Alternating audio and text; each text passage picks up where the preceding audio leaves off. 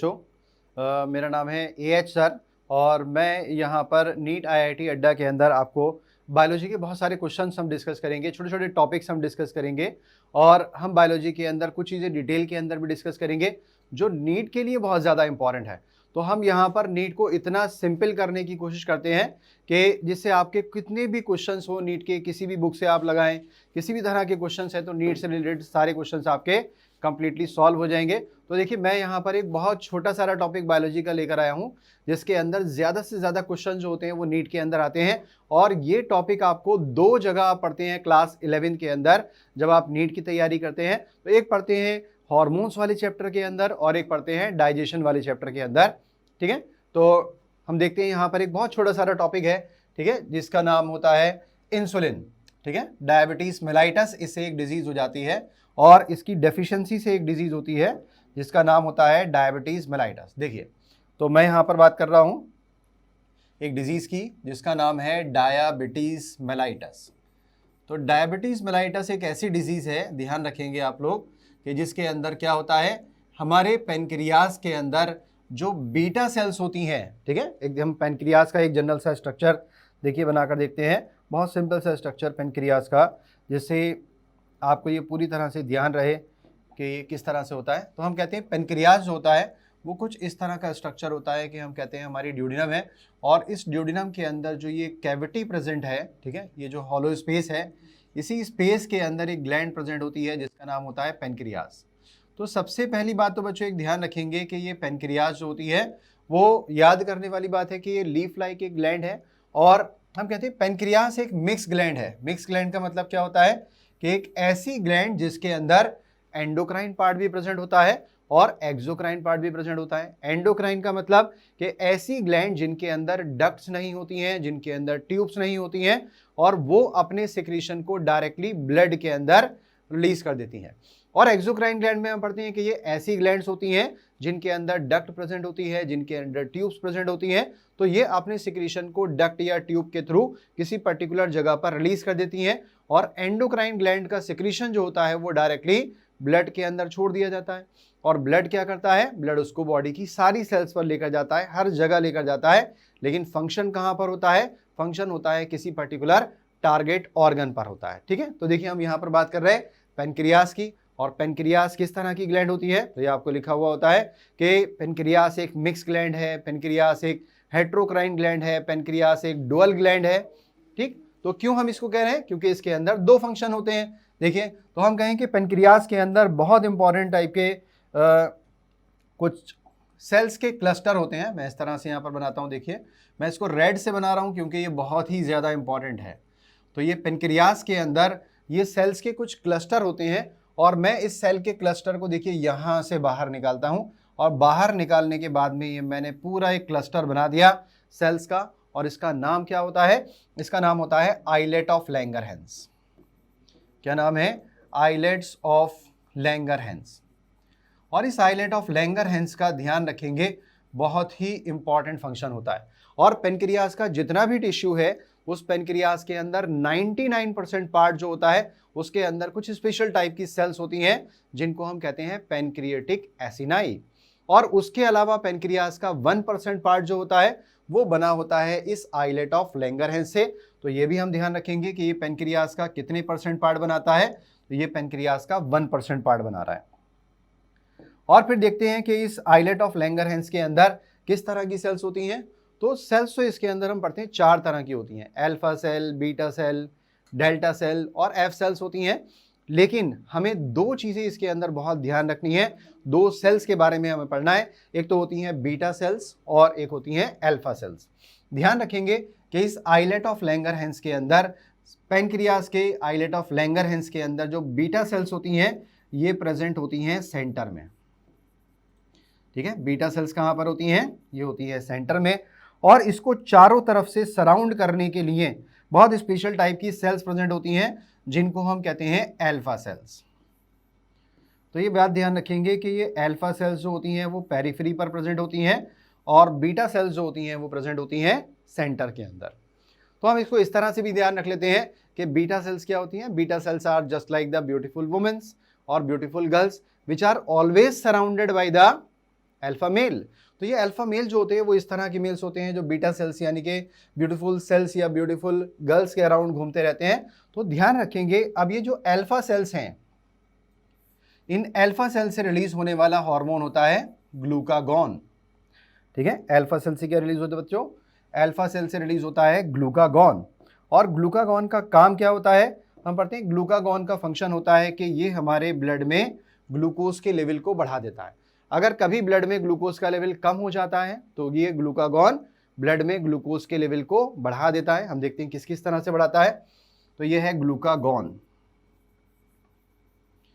और ध्यान रखेंगे ग्लूकागॉन क्या कर रहा है? ब्लड में ग्लूकोज के लेवल को बढ़ा रहा है। और इसके लिए हम टर्म यूज करते हैं हाइपरग्लाइसीमिया। तो ये ग्लूकागॉन जो है ये किस तरह का हार्मोन है? ये ब्लड में ग्लूकोज के लेवल को बढ़ाने वाला हार्मोन है, इसलिए हम इसको कहते हैं ये है हाइपरग्लाइसेमिक हार्मोन। तो ये ब्लड में ग्लूकोज के लेवल को बढ़ा रहा है। और जो बीटा सेल्स होती हैं, ठीक है, इस पर बहुत सारे क्वेश्चन पूछे जाते हैं, तो हम ध्यान रखेंगे कि ये जो बीटा सेल्स होती हैं, इन बीटा सेल से निकलता है एक बहुत इंपॉर्टेंट हार्मोन जो डायबिटीज के लिए रेस्पॉन्सिबल है। ठीक है, इसका नाम क्या होता है? इस हार्मोन का नाम है इंसुलिन। तो इंसुलिन क्या है? इंसुलिन एक हार्मोन है। क्या करता है? हमारे ब्लड में ग्लूकोज के लेवल को कम करता है। अगर कभी ब्लड में ग्लूकोज का लेवल बढ़ जाता है तो इंसुलिन का काम है ब्लड में ग्लूकोज के लेवल को कम करना। और कितना कम करना? कि ब्लड में नॉर्मल ग्लूकोज का लेवल जो कितना होना चाहिए? लेस देन 100 मिलीग्राम पर डेसीलीटर, यानी कि 100 ml के अंदर कितना? Less than 100 milligram. इसको मेंटेन करना है। तो इसको मेंटेन करने की जिम्मेदारी किसकी होती है? ये होती है इंसुलिन की। तो ये कर क्या रहा है इंसुलिन? ये ब्लड में ग्लूकोज के लेवल को कम कर रहा है। इसलिए हम ध्यान रखेंगे कि इंसुलिन होता है एक हाइपो मीन्स कम और ग्लाइसीमिक हार्मोन, हाइपोग्लाइसीमिक हार्मोन। तो इसका काम क्या है? ब्लड में ग्लूकोज के लेवल को कम करना। तो ये बात ध्यान रखेंगे, इंसुलिन कैसा हार्मोन है? इंसुलिन इज हाइपोग्लाइसेमिक हार्मोन, कि ये ब्लड में ग्लूकोज के लेवल को कम कर रहा है। और ध्यान रखेंगे कि ये जो ग्लूकागॉन होता है ये ब्लड में ग्लूकोज के लेवल को बढ़ा रहा है। तो ये हाइपरग्लाइसेमिक हार्मोन हो जाता है और इंसुलिन हो जाता है हाइपोग्लाइसेमिक हार्मोन। ठीक है, तो हमने क्या कहा कि पेनक्रियाज जो होती है वो एक मिक्स ग्लैंड है, डुअल ग्लैंड है। और इस पेनक्रियाज के हम कहते हैं कि दो तरह के टिश्यू इसके अंदर पाए जाते हैं। एक तो सेल्स का क्लस्टर पाया जाता है इसके अंदर जिसका नाम होता है आइलेट ऑफ लैंगरहैंस। और इसी आइलेट ऑफ लैंगरहैंस को हमने यहाँ पर बाहर निकाला और बाहर निकाल कर हम देखते हैं तो इसके सेंटर में कुछ स्पेशल टाइप की सेल्स होती हैं जिनका नाम होता है बीटा सेल। और बीटा सेल से रिलीज होता है इंसुलिन। और इंसुलिन का फंक्शन क्या है? ब्लड में ग्लूकोज के लेवल को कम करना। तो ये एक हाइपोग्लाइसेमिक हार्मोन हो जाता है। और ग्लूकागॉन ब्लड में ग्लूकोज के लेवल को बढ़ाने वाला हार्मोन है, तो ये एक हाइपरग्लाइसेमिक हार्मोन हो जाता है। एक चीज हम और देखते हैं, यहाँ पर हम बात करते हैं कि ये ब्लड में ग्लूकोज के लेवल को कैसे कम या ज्यादा करते हैं। जैसे हम देखते हैं इंसुलिन है, तो इंसुलिन किस तरह से ब्लड में ग्लूकोज के लेवल को कम करेगा और ग्लूकागॉन कैसे बढ़ाएगा। तो इसके लिए बहुत सिंपल सा हम डायग्राम बनाकर इसको समझने की कोशिश करते हैं बच्चों। ठीक है, देखिए, ठीक है, अभी हम देखते हैं इसको। तो मैं यहाँ पर एक बहुत सिंपल सा डायग्राम बना रहा हूँ। इसके अंदर देखिए लगभग हमारी सारी चीज़ें यहाँ पर क्लियर हो जाती हैं पूरी तरह से। मैं इसके अंदर येलो फॉन्ट ले लेता हूँ। ठीक है, देखिए, तो लेट सपोज मैंने यहाँ पर बनाई एक ग्लैंड। आपको पता है इसका नाम क्या है? It is liver. तो हम पढ़ते हैं लीवर जो होती है it is the largest gland of the body. और साथ साथ में ये chemical factory of the body कहलाती है। थाउजेंड्स ऑफ रिएक्शन, हजारों रिएक्शंस इसके अंदर होती हैं। और इसका एक बहुत इंपॉर्टेंट फंक्शन तो हम पढ़ते ही हैं कि लीवर के अंदर जो हिपेटोसाइट प्रेजेंट होती हैं वहां से बाइल जूस रिलीज होता है जिसका काम क्या होता है? फैट के डाइजेशन में हेल्प करना। और किस तरह से ये फैट के डाइजेशन में हेल्प करता है? कि ये जो हम फैट खाते हैं उस फैट को इमल्सिफाइड फॉर्म के अंदर कन्वर्ट कर देता है, फैट का इमल्सिफिकेशन करता है। ठीक है, तो it is the largest gland of the body और ये लीवर है। और फिर मैं देखिए इसके सामने बना लेता हूं यहां पर, देखिए मैंने यहां पर बना ली अब ये ब्लड वेसल्स। और फिर मैं बना लेता हूं यहां पर एक सेल। ठीक है, देखिए, तो लेट्स सपोज मान लिया कि ये हमें एक सेल दे रखी है। अब देखिए बहुत सारे क्वेश्चन यहाँ पर आपके नीट के सॉल्व हो जाएंगे। तो हमने कहा कि ये एक सिंपल सेल है, ठीक है, हमारी बॉडी की एक सिंपल सेल है, और यहाँ पर हमें दे रखा है कि ये है ब्लड वेसल, ये हमारी ब्लड वेसल्स दिखा रखी है, ठीक है। फिर हम यहाँ लिख देते हैं इट इज लीवर, और हम यहाँ बना लेते हैं वही ग्लैंड जो डुअल ग्लैंड थी, जिसका नाम क्या था, जिसका नाम था पेनक्रियास। देखिए तो यहाँ पर हमने बना लिया पेनक्रियास, जो कि एक लीफ लाइक डुअल ग्लैंड होती है, और इस पेनक्रियास के अंदर हमने बना ली आइलेट ऑफ लैंगरहैंस, और इसके अंदर है बीटा सेल। अब क्या होगा कि जब भी हम खाना खाएंगे तो खाना खाने के बाद में क्या होता है, डाइजेशन होता है, और डाइजेशन की वजह से हमारे ब्लड के अंदर ग्लूकोज का लेवल बढ़ जाता है, और जब ब्लड के ग्लूकोज का लेवल क्या होगा, डाइजेशन के बाद में फूड का एब्जॉर्प्शन होगा और ब्लड में ग्लूकोज का लेवल बढ़ जाएगा। अब देखिए ब्लड में ग्लूकोज ये आ चुकी है यहाँ पर, ठीक है, ध्यान रखेंगे क्या हुआ कि ब्लड में ग्लूकोज जो है वो बढ़ चुकी है। देखिए हमने कहा increased blood sugar level, increased blood sugar, इसका मतलब कि हमारे ब्लड में शुगर का लेवल बढ़ चुका है। अब आपको क्या करना है, ब्लड में शुगर के लेवल को कंट्रोल करना है, कम करना है, और इसकी जिम्मेदारी किसकी है, इसकी जिम्मेदारी है पेनक्रियास की बीटा सेल से निकलने वाले इंसुलिन नाम के हार्मोन की। तो ये इंसुलिन क्या करता है, ये इंसुलिन पेनक्रियास की बीटा सेल से रिलीज होकर ब्लड के थ्रू यहाँ पर ब्लड वेसल्स के अंदर आता है, और साथ साथ में क्या होता है, देखिए ये साथ साथ में हमारी सेल्स की सरफेस पर लगे हुए एक बहुत स्पेशल टाइप के रिसेप्टर, जिसका नाम होता है GLUT4 रिसेप्टर, ठीक है। तो यहाँ पर एक बहुत इंपॉर्टेंट टाइप का रिसेप्टर प्रेजेंट है, जिसका नाम है GLUT4 रिसेप्टर। अब GLUT4 का मतलब क्या होता है, इसकी फुल फॉर्म ध्यान रखेंगे, इट इज ग्लूकोज ट्रांसपोर्टर, है ना। क्या करेगा ये सेल्स के अंदर ग्लूकोज को भेजने में मदद करेगा। तो हम यहाँ पर लिख रहे हैं कि ये है GLUT4 रिसेप्टर। अब देखिए क्या होता है कि ब्लड में ग्लूकोज बहुत ज्यादा है, हमें करना क्या है, ब्लड की ग्लूकोज को या तो हमें यूज करना है या हमें सेल के अंदर भेजना है।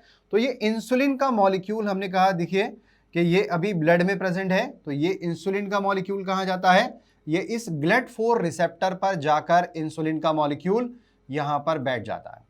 तो जब इंसुलिन का मॉलिक्यूल इस GLUT4 रिसेप्टर पर जाकर बैठेगा तो उसकी वजह से क्या होगा कि ये GLUT4 रिसेप्टर एक्टिवेट हो जाता है, और सेल की सरफेस पर जो ये लॉक लगा हुआ था ये खुल जाता है, और लॉक खुलने से क्या होगा कि हमारे ब्लड के अंदर जो ग्लूकोज थी, ठीक है, अब ये ग्लूकोज कहाँ जाने लगती है, जब ये रिसेप्टर एक्टिवेट हो जाएगा तो ये जो एक्स्ट्रा ग्लूकोज थी हमारे ब्लड के अंदर, ये सेल के अंदर जाने लगती है।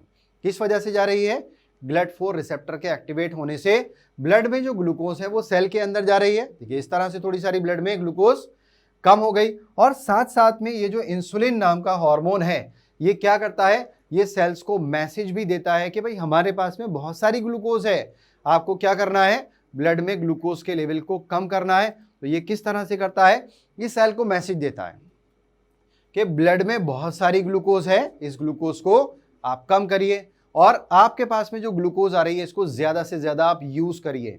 तो ये किस तरह से होता है, ये सेल को मैसेज भेजता है, और सेल क्या करती है, ज्यादा से ज्यादा ग्लूकोज को यूज करती है। और इसके लिए जो हम टर्म यूज करते हैं ये होती है पेरीफेरल यूटिलाइजेशन ऑफ ग्लूकोज। कौन सी टर्म है, पेरीफेरल यूटिलाइजेशन, मतलब सेल से कह दिया जाता है कि आपके पास में बहुत सारी ग्लूकोज जो आ रही है आप इसको ज्यादा से ज्यादा यूज करिए। तो देखिए ग्लूकोज यहां से ब्लड से कहां चली गई, सेल्स के अंदर, और सेल में जाने के बाद में क्या हो रहा है, सेल से कह भी दिया जाता है कि बहुत सारी ग्लूकोज आ रही है, इसको जितना दिल चाहे आप इसको खर्च करिए, ठीक है। तो ये बात हम ध्यान रखेंगे। और नेक्स्ट हम बात करते हैं इसके अंदर फिर क्या होता है कि ये जो ब्लड में ग्लूकोज अभी भी और ज्यादा है, तो यहां से एक्स्ट्रा ग्लूकोज जो होती है इसको भेज दिया जाता है कहां पर, देखिए एक्स्ट्रा ग्लूकोज को भेज दिया जाता है लीवर के अंदर, और यहां पर एक्स्ट्रा ग्लूकोज जो होती है लीवर के अंदर वो ग्लाइकोजन की फॉर्म में इकट्ठी हो जाती है। तो ब्लड से एक्स्ट्रा ग्लूकोज कहां चली गई, लीवर में, और वहां पर ग्लाइकोजन की फॉर्म में कन्वर्ट हो गई। तो ग्लूकोज से ग्लाइकोजन के बनने को हम कहते हैं ग्लाइकोजेनेसिस। तो इंसुलिन ने क्या करा, ग्लाइकोजेनेसिस कराकर ब्लड में जो बहुत सारा ग्लूकोज था उसको ग्लाइकोजन की फॉर्म में स्टोर करा दिया लीवर में, और ये मसल्स के अंदर भी स्टोर करा देता है, ठीक है। एक और प्रोसेस होता है जिससे हमारे ब्लड में ग्लूकोज का लेवल बढ़ जाता है। और देखिए ये प्रोसेस जो होता है वो किस तरह का प्रोसेस है, तो हम कहते हैं हमारे ब्लड में, हमारी बॉडी में एक और प्रोसेस होता है जिसका नाम होता है, लेट सपोज हम इसको लिख लेते हैं कि एक और प्रोसेस है हमारे ब्लड में या हमारी बॉडी के अंदर जो ब्लड में ग्लूकोज के लेवल को मेंटेन करता है, और इस प्रोसेस का नाम होता है ग्लूकोनियोजेनेसिस। ग्लूकोनियोजेनेसिस का मतलब क्या होगा, देखिए हम इससे यहाँ पर संधि विच्छेद कर देते हैं, इसको तोड़ देते हैं। तो ग्लूको मीन्स होता है ग्लूकोज और नियो मीन्स होता है न्यू, है ना, और जेनेसिस मीन्स होता है formation, means formation of glucose by the new method. और ये न्यू मेथड क्या होगा, ये ग्लाइकोजन को तोड़कर ग्लूकोज बनाने वाला नहीं है। ये नया मेथड क्या है कि जब ब्लड में ग्लूकोज का लेवल कम हो जाता है, ठीक, तो फिर क्या होता है कि हमारी बॉडी के अंदर जो प्रोटीन्स हैं, हमारी बॉडी के अंदर जो फैट हैं, उस फैट को और प्रोटीन को तोड़कर ब्लड में ग्लूकोज का लेवल बढ़ा दिया जाता है। इस तरह से ब्लड में ग्लूकोज का लेवल मेंटेन कर लिया जाता है। लेकिन हमें क्या करना है, हमें तो ब्लड में ग्लूकोज के लेवल को मेंटेन करना है, उसको कम करना है। तो ये ग्लूकोनियोजेनेसिस क्या करेगी, ये तो प्रोटीन और फैट को तोड़कर ग्लूकोज बनाएगी। तो इसलिए क्या करेंगे कि इस ग्लूकोनियोजेनेसिस नाम के प्रोसेस को हमें यहीं पर रोक देना है और इसको हमें स्टॉप कर देना है। तो ये इंसुलिन का मॉलिक्यूल क्या करता है, ग्लूकोनियोजेनेसिस को कम कर देता है, जिससे प्रोटीन और फैट के ब्रेकडाउन से ग्लूकोज नहीं बनती है। और साथ साथ में क्या करता है कि सेल की सरफेस पर लगे हुए GLUT4 रिसेप्टर को एक्टिवेट करके ब्लड में से एक्स्ट्रा ग्लूकोज को सेल में भेज देता है, और सेल को भी ऑर्डर देता है कि हमारे पास बहुत सारी ग्लूकोज है, इसे ज़्यादा से ज़्यादा यूज़ करिए। और इसके लिए टर्म हम कौन सी यूज़ करते हैं, हम यूज़ करते हैं peripheral utilization of the glucose. तो हमने देखा कि ये कुल 4 मेथड हैं जिससे ब्लड में ग्लूकोज के लेवल को मेंटेन करा जाता है। और ये मेंटेन करने की जिम्मेदारी किसकी है, ये जिम्मेदारी है इंसुलिन की। तो इंसुलिन एक ऐसा हार्मोन है जो ब्लड में ग्लूकोज के लेवल को कम करता है। तो कुछ लोग होते हैं जिनमें ब्लड में ग्लूकोज का लेवल बहुत ज़्यादा बढ़ जाता है। रीज़न क्या है, या तो पेनक्रियास की बीटा सेल से इंसुलिन नहीं निकल रहा है, या हो सकता है कि यहाँ से जो इंसुलिन निकल रहा है वो डिफेक्टिव इंसुलिन है, या हो सकता है कि ये इंसुलिन यहाँ से भी निकल रहा है, डिफेक्टिव भी नहीं है, लेकिन हमारी सेल्स पर लगे हुए GLUT4 रिसेप्टर जो होते हैं उनके अंदर रेजिस्टेंस डेवलप हो जाता है। और उसी की वजह से कौन सी डायबिटीज़ होती है, हम पढ़ते हैं टाइप 2 डायबिटीज़ मेलाइटस, जो ओल्ड एज के अंदर होती है। ऐसे लोग जिनकी एज 40 ईयर्स या 45 ईयर्स के आसपास होती है, जो फिजिकली इनएक्टिव होते हैं, जो थोड़े ओबेस, थोड़े मोटे होते हैं, उनके अंदर क्या होता है, GLUT4 रिसेप्टर जो होते हैं इसके अंदर रेजिस्टेंस डेवलप हो जाता है। तो भले ही चाहे ब्लड में बहुत सारी इंसुलिन है, लेकिन तब भी ब्लड में ग्लूकोज का लेवल लगातार बढ़ा रहता है। और इसी कंडीशन को हम क्या कहते हैं, इसको हम कहते हैं डायबिटीज मेलाइटस। तो डायबिटीज मेलाइटस में क्या होता है, ब्लड में शुगर का लेवल बढ़ जाता है। किस वजह से, या तो इंसुलिन का सिक्रीशन हो ही नहीं रहा है, या हम कहें कि पेनक्रियास की बीटा सेल डिस्ट्रॉय हो गई है, जिससे बचपन से ही इंसुलिन का सिक्रीशन नहीं हो रहा है। और इस तरह की डायबिटीज को हम ध्यान रखेंगे, ये कहलाती है टाइप 1। क्या कहलाती है बच्चों, टाइप 1 डायबिटीज मेलाइटस। और ये जो पेशेंट होते हैं इनमें इंसुलिन बन ही नहीं रहा है, इसका मतलब ये पूरी तरह से इंसुलिन पर ही डिपेंड है अपने ब्लड में ग्लूकोज के लेवल को मेंटेन करने के लिए। तो ये इंसुलिन पर डिपेंड है, इसीलिए इस टाइप 1 डायबिटीज मेलाइटस को हम क्या कहते हैं, इंसुलिन डिपेंडेंट डायबिटीज मेलाइटस। तो ये पूरी तरह से इंसुलिन पर है। तो मान लिया अगर कोई बच्चा जो है, ठीक है, जिसके अंदर ब्लड में ग्लूकोज के लेवल बढ़ गया है, जिसके अंदर हम कहें कि टाइप 1 डायबिटीज़ मेलाइटस है, और अगर वो परेशान हो, वो रोए कि भाई मुझे इंसुलिन का इंजेक्शन आप मत लगाइए, आप मुझे इंसुलिन की टैबलेट दे दिए, तो क्या हम उसको इंसुलिन की टैबलेट लिख देंगे, बताइए। तो ध्यान रखेंगे, इंसुलिन हमने बिल्कुल स्टार्ट में बताया कि इंसुलिन जो होता है एक प्रोटीनेशियस हार्मोन है। और हम पढ़ते हैं प्रोटीन का डाइजेशन कहाँ हो जाता है, प्रोटीन का ब्रेकडाउन तो हमारे स्टमक के अंदर हो जाता है, ठीक है।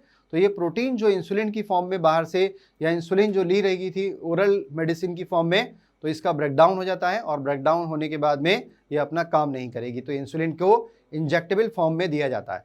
और दूसरी जो डायबिटीज़ मेलाइटस होती है, इसको हम ध्यान रखेंगे, ये होती है टाइप 2 डायबिटीज़ मेलाइटस। और टाइप 2 के अंदर क्या होता है, हम पढ़ते हैं टाइप 2 डायबिटीज़ मेलाइटस जो होती है उसके अंदर हम ओरल मेडिसिन देते हैं। तो ऐसे पेशेंट जो होते हैं वो इंसुलिन पर डिपेंड नहीं है, उनको हम ओरल मेडिसिन भी दे सकते हैं। तो हम इनको कह सकते हैं कि ये जो पेशेंट होते हैं टाइप 2 वाले, ये होते हैं non insulin dependent diabetes mellitus. मतलब ये इंसुलिन पर डिपेंड नहीं है। और इंसुलिन पर कब डिपेंड होंगे? जब ब्लड में ग्लूकोज का लेवल बहुत ज़्यादा बढ़ जाएगा और ओरल मेडिसिन अगर काम नहीं करेंगी तब इनको इंसुलिन के हार्मोन दिए जाएंगे इंजेक्टेबल फॉर्म के अंदर। ठीक है, तो देखिए बच्चों, हमने यहाँ पर नीट आईआईटी अड्डा के अंदर एक बहुत छोटा सारा टॉपिक जिसके बहुत सारे क्वेश्चन बनते हैं, जो नीट के अंदर हर बार पूछे जाते हैं, उस टॉपिक की हमने बात करी डायबिटीज मेलाइटस की। और इस डायबिटीज मेलाइटस में हमने कहा कि पेनक्रियास जो कि एक डुअल ग्लैंड है, ठीक है, हेट्रोक्राइन ग्लैंड है, जिसके अंदर एंडोक्राइन और एक्सोक्राइन दोनों पार्ट है, वहां से निकलने वाले इंसुलिन और ग्लूकागॉन की हमने बात करी है। ठीक है, तो बिल्कुल आप इस वीडियो को देखिए और इस वीडियो को आप लोग शेयर करिए, लाइक करिए, सब्सक्राइब करिए। ठीक है, अपने फ्रेंड से भी आप कह सकते हैं कि इस वीडियो को देखिए और इस वीडियो को ज़्यादा से ज़्यादा शेयर कीजिए। ठीक है, बहुत सारे इसके अंदर क्वेश्चन आपको सॉल्व हो जाएंगे। ठीक है बच्चों।